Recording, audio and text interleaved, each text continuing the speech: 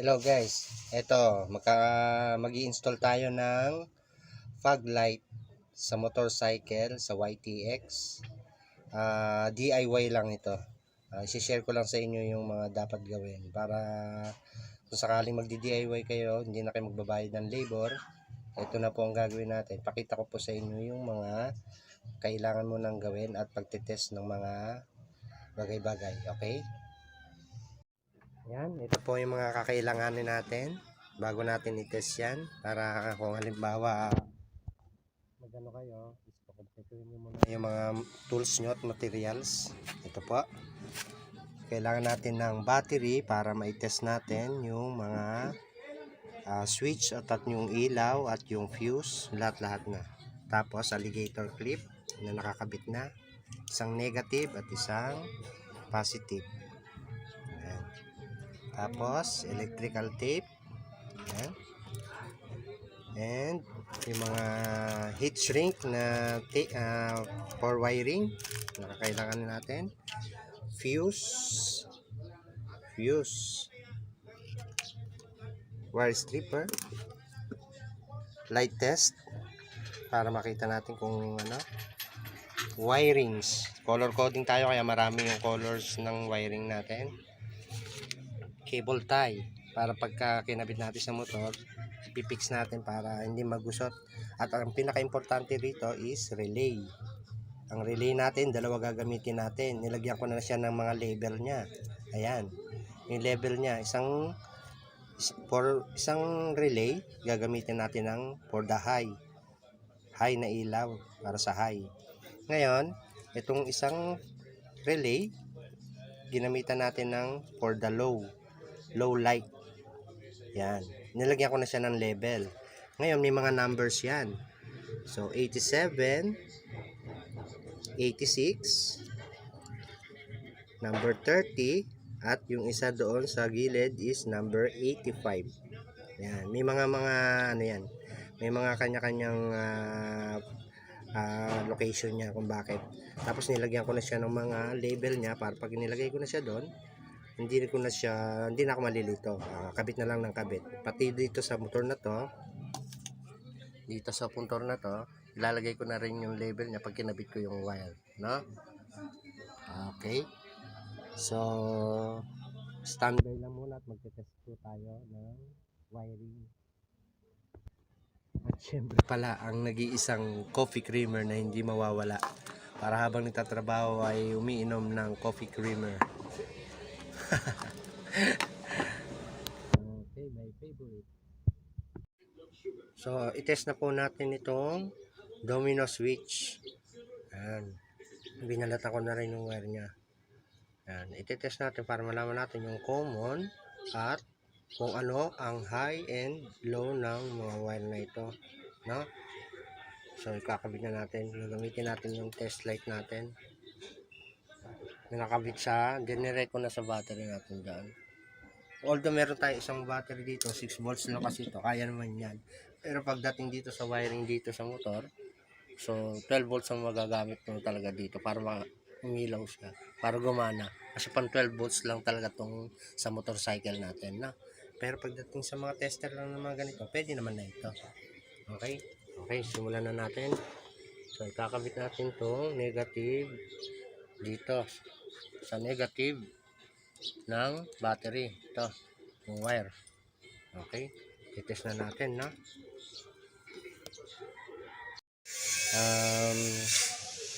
Subukan muna natin itong lagay sa positive, itong item.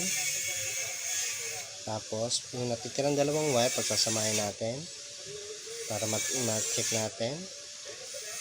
Gamit ang test light, tingnan natin kung ilaw to. Naka-low yung switch natin, no? Sa isang guhit.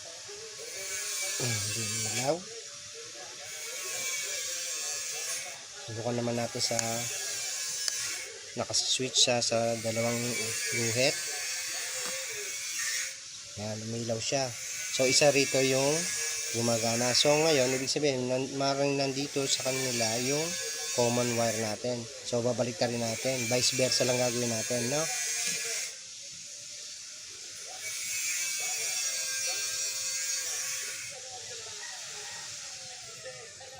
So, gamitin naman natin to yung blue. Dito naman tayo sa blue. Magkakabit ng positive. Positive ang blue. Color blue. Ngayon, yung dalawang switch na to, yung itim at yung brown, pagsasamahin naman natin. Maring ito na yung dalawang high and low, yung isang guhit. Ito yung magiging common. Try natin. Nasa babang guhit siya. Yan, umilaw. Sa dalawang guhit. Ngayon, gawin natin sa isang guhit. Umilaw. So, ibig sabihin, nandyan sa kanilang dalawa ang ilaw ng high and low. Okay? So, magiging common wire natin is yung kulay blue. Yan siya magiging common natin. Kasi pares umilaw yung dalawa doon. No? Lalagyan ko lang tong level para pagka dire-diretso na lang ang kabit natin mamaya. Yan, nilagyan na natin ng label CW. Ibig sabihin, ito yung common wire, yung kulay blue. Tanggalin na. So, ito sa kanilang dalawa, yung high and low. So, tatry natin, no? Para si ilaw to. Para malaman natin yung kung alin dito sa dalawa, yung high and low, no? Gamit natin ng positive ulit. Positive dito sa common wire. Test natin to para dito sa yung color black. Tingnan natin kung high or low to. Pindutin natin tong unang guhit, hindi umilaw. Sa dalawang guhit umilaw siya. So it means yung dalawang guhit ang high natin. So color black to. Ito magiging high na sa switch natin na papunta sa ilaw. So lalagyan lang natin ng level kasi umiilaw siya, oh. Ayan, oh. Nakailaw siya. Pag binunta natin sa isang guhit, hindi siya umilaw. Di ba? So black ang high natin sa dalawang guhit. Ibig sabihin high. Okay. So, no? Ayan. Check natin. Sa unang guhit yun ng low. Ayan, umilaw. Pag sa high, hindi. Low. So, ito na yung low natin na hinahanap. No? Lagyan ko lang level. So, okay na po tayo dito sa switch natin. May high and low at common wire na po sila. Proceed naman tayo dito sa fog light natin sa ilaw. Tetest naman natin kung ano yung common wire at high and low doon. Okay? Tayo sa fog light. Magtetest ng no? So, susubukan natin dito. Ito yung negative. So, ilalagay natin siya dito sa malamang dito sa wire na to kasi ang low natin is yellow light. Hindi ko lang alam dito sa dalawa na to kung ano yung negative at ang ano yung daylight, yung high na So, try natin kaya dito sa itim kasi mukhang negative yung kulay itim. Pero hindi naman pare-parehas yan eh. Hindi naman sila color coding. So, kabit natin. Subukan lang natin dito, no? Kung hindi, pwede nyo baguhin. Ilipat nyo lang. Ngayon, kung ito, nasaktuhan natin, dito natin malalaman. So, ilagay natin itong negative. Negative sa battery, no? Negative. Ano lang kasi ako sa wire. Duktong-duktong para umabot. So, ilagay natin dito sa color black. Yan. Negative yan, ha? Ngayon, kabit naman natin itong positive. Ito pula, positive. Tingnan natin kung dito, kung ano yung iilaw dito sa dalawa na to. Ayan. Yung kulay pula is puti. Ayan, o, puti. Ngayon, kakabit na naman natin siya dito sa color yellow. Yellow naman siya. Yellow. Yellow. Ayan, o. Kita ba? Ayan, color yellow siya, no? So, ibig sabihin, itong yung yellow natin, yun yung low, low natin. Itong magiging set natin as high, yung kulay puti. Okay, nakita ko na kaagad, no? Pero kung nagkamali kayo, iikot-ikot nyo lang din. Basta yung negative, tapos yung positive, lalagay nyo sa iba. So, ito, pinagsama ko na yung dalawang ilaw natin. Yan, dalawang ilaw, yan. Isang ilaw natin, saka isang ilaw dito. Pinagsama ko na yung wire nila, color coding, para isang salpakan na lang, no? Yan, nilagyan na natin ng wire ng bawat isa. Color coding ginawa ko. So, kung yellow ang light niya, yellow ang wire niya. Tapos, kung white ang light niya, white din ang wire. Tapos, yung negative is black always. So, black din ang nilagay ko. Susukatan ko na lang yan doon, papunta doon sa battery. Papakita ko mamaya kung saan ko ilalagay yung fuse, saka yung relay natin dito sa battery na. Magte-test naman tayo dito ng fuse box at saka yung relay natin. Yan. Ito yung fuse box natin, ite-test natin, at itong relay. Malalaman natin kung high and low. Wait lang. So, checkin natin ngayon ang fuse box. May kasamang fuse sa loob yan. So, itong test light natin, kabit lang natin sa negative. Ayan. Tapos, ito na yung positive natin. So, yung fuse box, sa positive lang talaga siya. So, ikabit natin. Ipitin natin ng ayan. Tapos, try natin kung ilaw, itong dulo, kung sa test light. Pag umilaw siya, good siya. Ok. Ayan pa, oh. Ayan, umilaw. Umilaw. Okay, good siya. Titest naman natin tong relay. So, dalawa siya, low and high. So, 87, ito nilagyan ko na siya ng, kasi may mga number yan kung tatanggalin mo siya rito. Ayan. Sa mga hindi nakaalam, no? Yan, may mga number siya dito. Hindi nyo makikita kasi, pero pagka on the spot yung titignan, makikita nyo siya. Tinapat ko lang siya rito. So, may palatandaan na siya ng number.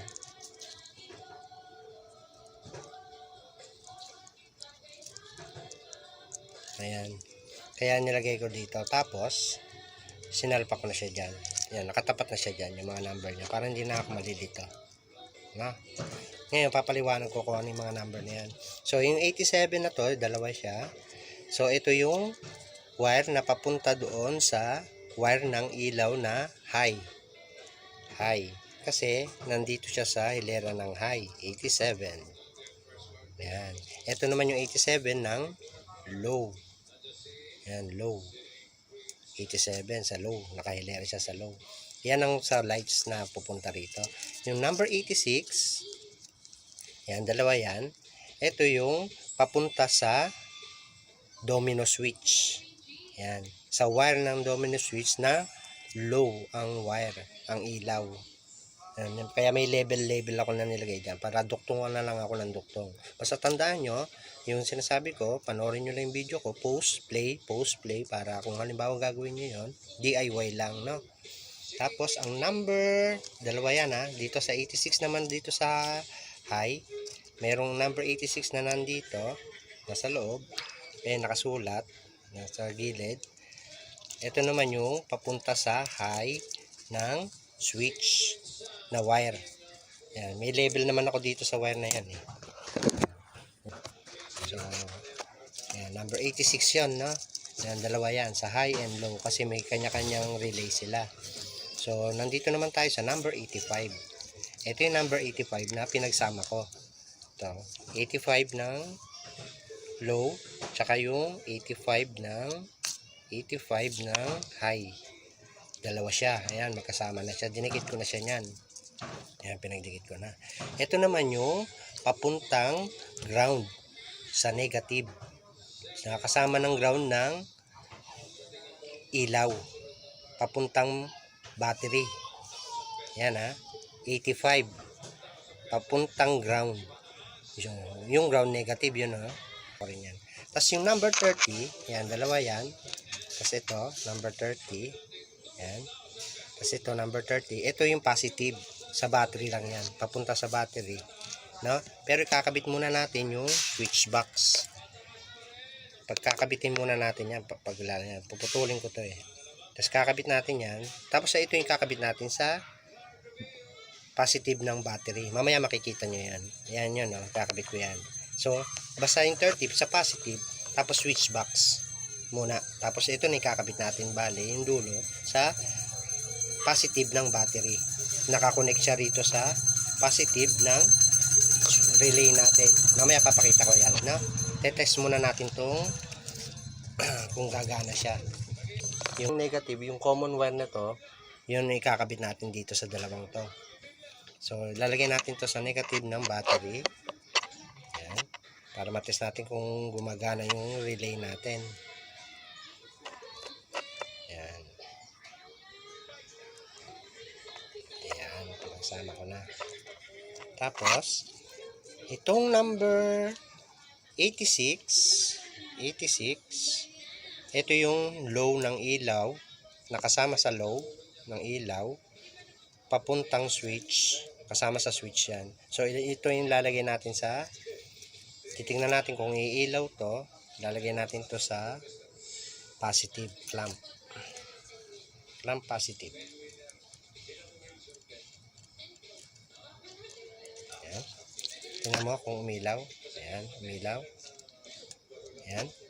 Nakailaw, no? Ito wala. Ito nakailaw. Ayan, no? Yan yung sa low.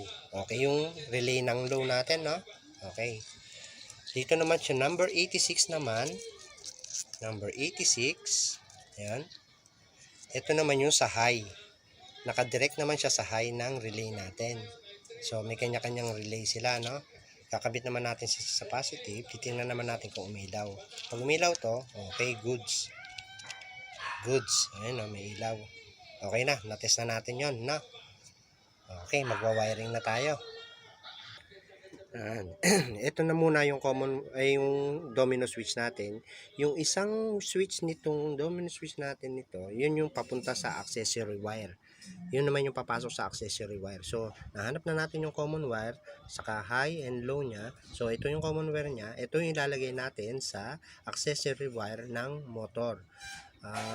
Pagka sa Yamaha, ang kulay ng accessory wire natin is brown or light brown. Basta yun lang sa dalawa na yon. Titingnan natin kung tama nga talaga yun. Sa Yamaha, brown ang accessory wire. Kung dark brown or light brown, basta brown siya, no? Check natin. Check natin. Through test light tayo, no? Ayan po, na-open na natin tong ilaw. Ilaw ng headlight na. Dito tayo maghahanap ng accessory wire. Basta light brown or brown. So, hanapin natin yung brown dyan. Ayun, nakita ko na. Ngayon, marami siyang brown. Ngayon, test natin itong brown to eh. Ito. Color brown to. Tutusukin natin to. Ngayon, pagka dinikit natin to at sinwitch natin yung ilaw, so it means ito, try natin to. Ito brown din to eh. Brown, brown. Daming brown. So, basta brown. Ang karugtong nito, color brown din. Ayan o, brown. Dark brown naman to, dark chocolate brown. So, hindi natin malaman kung black. So, tutusukin natin to. Pag sinwitch natin pag sinwitch natin yung susian, naka-on siya. Pag hindi umilaw, ibig sabihin, hindi yun yung ating accessory wire. So, tusukin natin. Ayan, tusukin natin. So, switch natin yung ilaw. So, umilaw siya. Ayan, umilaw. Oh. Ngayon, pag in-off mo yan, kailangan ma-off din yan. Off natin. Off din yung ilaw. Naka-off din. On natin. Naka-yan. So, ibig sabihin, nandito yung accessory wire. No? Nandyan. Dito sa color brown na yan. Light brown. Try naman natin sa iba. Switch natin yung ilaw. Hop, umilaw din siya. So, accessory wire din yon. Marami palang accessory wire, no? So, i-off ko. I-off din dapat ang ilaw na yan. Yan. On. Yan. Oh, ito na yung accessory wire natin, yung binuksan ko. Marami kasing brown eh, no? Yan yung accessory wire. Diyan natin ikakabit yung common wire or negative wire na common wire ng 3-way switch natin. Direct na siya dyan. Tapos the rest, doon na tayo sa may battery, no? Sa wiring ng mga relay. Okay? Ayusin ko lang, iwa-wiring ko lang, no? Dito natin kinabit yung sa domino switch natin. Kasi left side siya eh. Left side yung ano niya. Kaya dito ko sana sa kanan. Pang left side yung domino switch siya. Kasi left and right yan meron. Dito ko muna kinabit. Wiring na. So ayan. Naikabit na natin yung sa ACC wire yung tinuro natin kanina na common wire ng 3-way domino switch. Ayan. Nakakonekta siya rito. Yung common wire, ACC wire na nakita natin sa light brown. Pinasok ko siya rito. No? At nilagyan ko na siya ng mga wire. Sinakto ko na siya papunta rito sa battery at sa compartment kung saan ko ilalagay yung ating relay. Dito yan sa loob.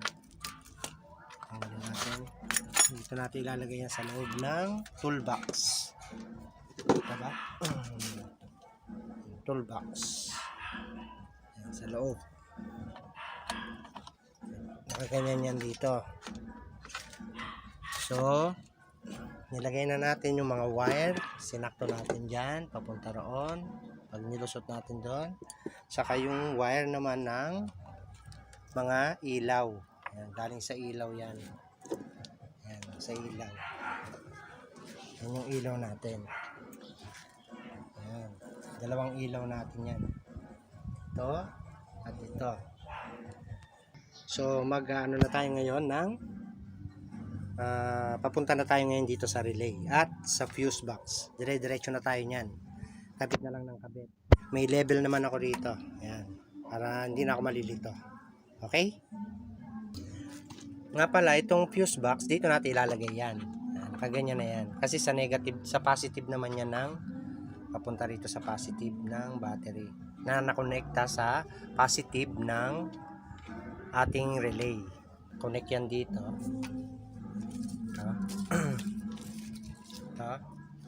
Nakakonect yan dito. Itong positive ng relay, nakaganyan. Tapos ito namang dulo nito, nakapasok naman dito sa positive ng battery. Nakasuksok siyang ganyan. Tapos dito ko siya ilalagay para may lagayan siya. Saktong-sakto. Sa relay, saktong-sakto rin dito sa toolbox. Dito ko, maluwag-luwag.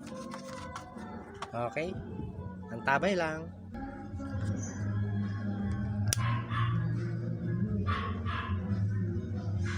Naikabit na po natin yung mga wire.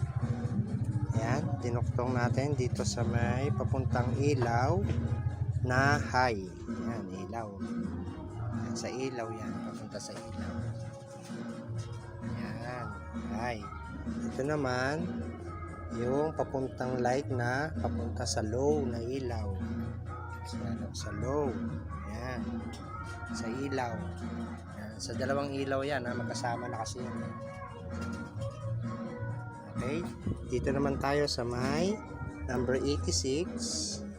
Ayan. Yung papuntang 3-way switch na low. Ito. 3-way switch na low. Sa switch yan, papuntang switch yan. Yan, nandun yan. Tapos ito namang 3-way switch na high. Sa 3-way switch na high. Ayan. Makakorek ito kasi kulay puti yan. Ayan. Color coding tayo. Ayan. Ayan. Papuntang 3-way switch. Ayan. Tapos, ito na tayo sa number 85. Yan, dalawa yung number 85 sa high and low. Yan yung negative natin. Basta tandaan nyo yung number 85, yung dalawang yan yung negative, papuntang ground, kasama ng ground ng ilaw sa negative battery kakabit. Yan, magkasama yan. Ground ng ilaw. Sa ilaw. Ito yung ground ng ilaw. Yung kulay itim. Yung common wire natin sa ilaw. Common wire. Papunta sa ilaw. Ayan. Ikabit na natin. Kasi yun ang ikakabit natin to. Negative ng battery. Tapos, ito yung number 30 natin. Ayan. Yan ang magiging positive. So, ikabit na rin natin. Yan. Tapos, yung dalawang wire na magkasama na yan, yung high and low na wire ng positive ng ano ito, relay, pinagsama ko na at dinuktong ko yung fuse. Tapos, itong dulo naman ng fuse, yun yung itakabit naman natin sa positive ng battery. Yan. Update ko ulit mamaya. So, naikabit na po natin yan dito. Yung relay. Takpan natin ito. Tapos, naikabit ko na yung negative sa battery. Sinalpa ko na dyan. Tapos, ang negative, ang positive naman, sinalpa ko rito kasama ng fuse. Ayan, nakatiklop na rito sa loob. Tapos, papunta sa positive. Tinornilyo ko na. Tapos ito, for electrical tape na lang to, ano natin, i-organize natin para maganda naman tingnan. Sisiksik ko dito yan, nakahilera, pag ano, papunta sa ilalim, yung wire. Pag i-update ko kayo pag na electrical tape ko na to. For DIY lang po ito. So, testing na po tayo ngayon. Testing. Okay, switch na natin yung ilaw. Yan, umilaw na po. Push button na tayo. Okay. I-start na po yan. Umilaw na po. Nakabit ko na rin yan. Okay. Dito po tayo sa low. Low. Okay, umilaw yung low. Ibig sabihin, nasa dilaw. Low. Okay. Up. And high. Okay. Yung dalawang ulit, naka-high siya. Low, dilaw, high. Okay. White, electrical tape na lang po tayo, mga kaibigan. Okay. Right. Yan po ang ating YTX. YTX. Okay. For wiring, for electrical tape na lang po tayo.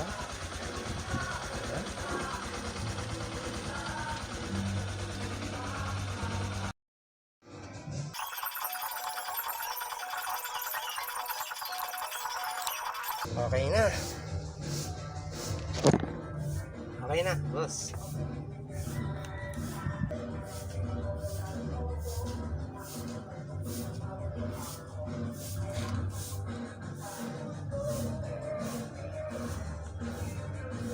Guys, gumawa ako ng diagram. Mag-base na lang kayo dito sa diagram na ginawa ko. Base sa ginawa ko, saka sa diagram. Ganyan na ganyan din yun. Sundan nyo lang or make a copy. Then, base sa video ko, mag-doon na lang kayo mag-relay sa video ko. No? Ayan.